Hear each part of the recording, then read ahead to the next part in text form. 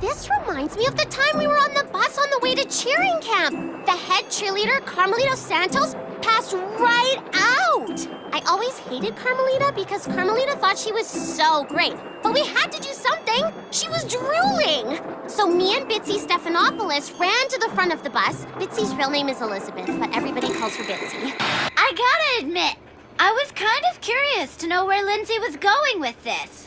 So Mrs. Whitlock came running back from the rest stop with some full sugar fruit punch. Not the aspartame saccharin stuff. That doesn't work for these types of situations. And she gave it to Carmelita, and we have to get some fruit punch for Chris! Yeah.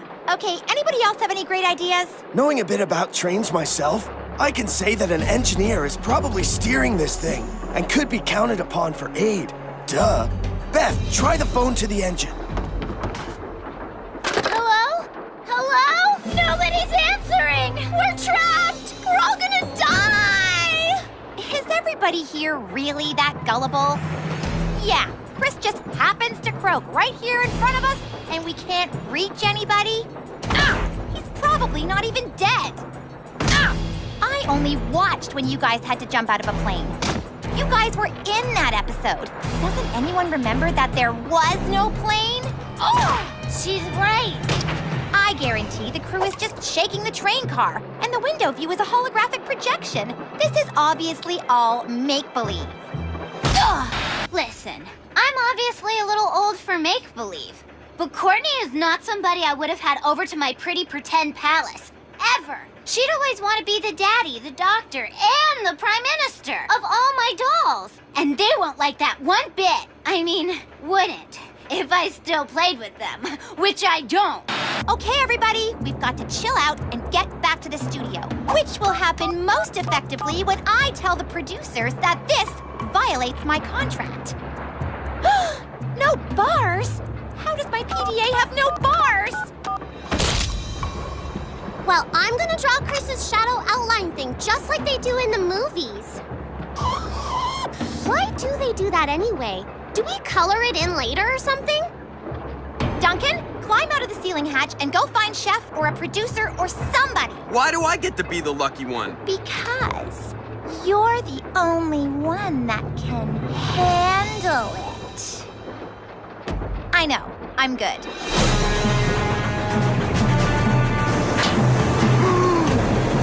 Let me back in! I don't like this! Something just brushed up against my leg! Something brushed up against my leg! I keep brushing up against things that feel suspiciously like legs.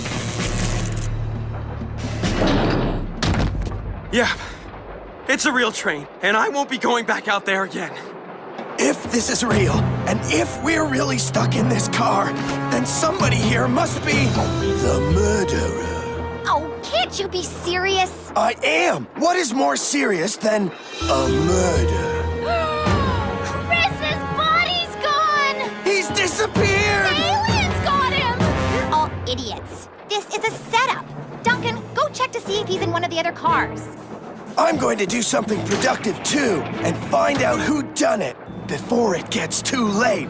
I don't want to get murdered in my sleep. I don't want to get murdered either. He wasn't murdered. He walked away. They're messing with your heads. Your little hollow pinheads. Would a pinhead be dusting the place for prints? Yes? Good idea, Lindsay. I'll collect evidence too. Aha! What is it?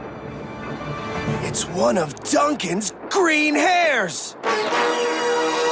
Where's that annoying music coming from?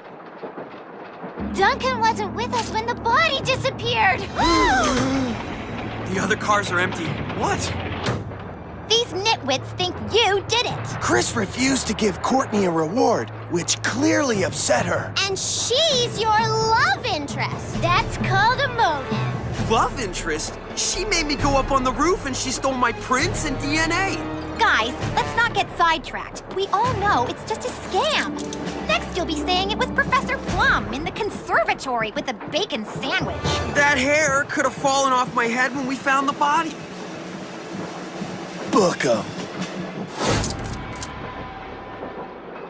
Why suspect Duncan? Any good detective knows 50% of the time, the husband or wife is who done it. The other 50% of the time, it's the guy with the mohawk. He's the killer. I love this thing.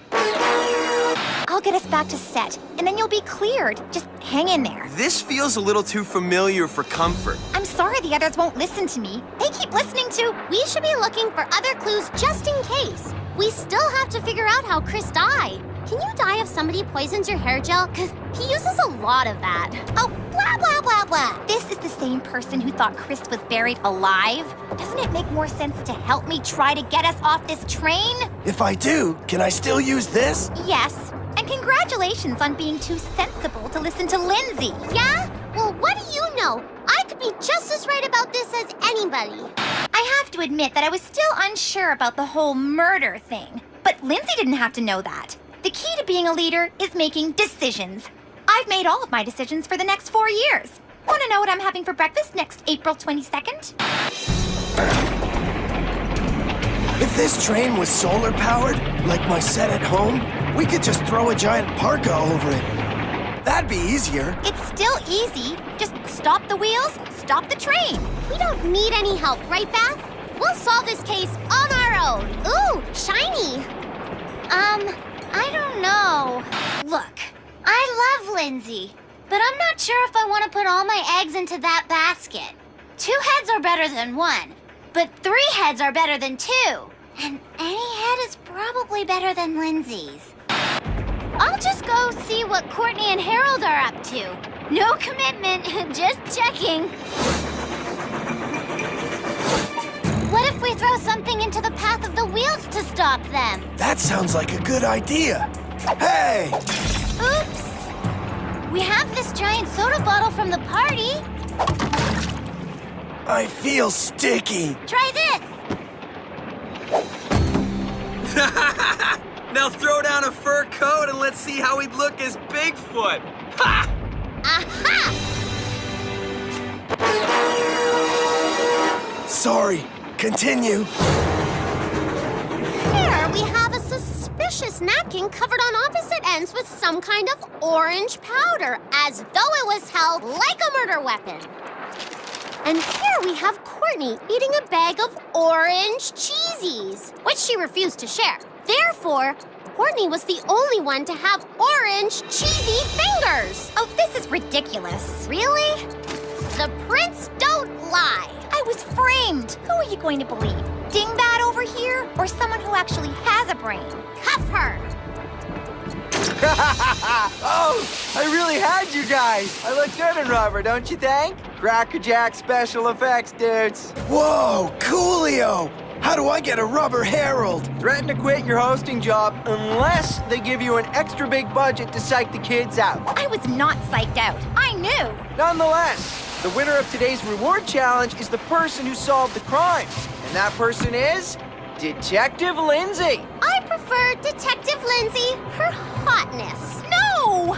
This isn't fair! I won 2 portions already. I was the one who knew you weren't dead. She couldn't even tell the difference between a human being and a rubber dummy. Besides, I didn't do it. I'm innocent. They all say that. The reward that Lindsay will be enjoying tonight is a night at the movies with a friend of her choice. Oh, it's been so long since I've been to the movies. Sorry that we all accused you. Happens all the time. No probs. Want to go to the movies with me? It's not badminton, it's goodminton. Heck, it's greatminton. So, Yeah? nothing. This should be good, huh? Yeah. I really should have brought Beth. At least we'd have something to say to each other. But it was a good strategistical, logical move because it messed with Courtney's head. This is not fair! How can I be mad at Lindsay? Watching Courtney be jealous was the best! Especially when she tried to pretend she didn't care. Who cares? Not me! I couldn't care less. Not if I tried to care less. I do not care. No! I gotta tell you, it's great to be able to share some quality time with someone who really gets me. Popcorn? No? Really though, it's a relief to be with someone I actually like. And you've got the most adorable nose. Oh, hey, you're here. Tune in next time for more movie madness on Total Drama Action.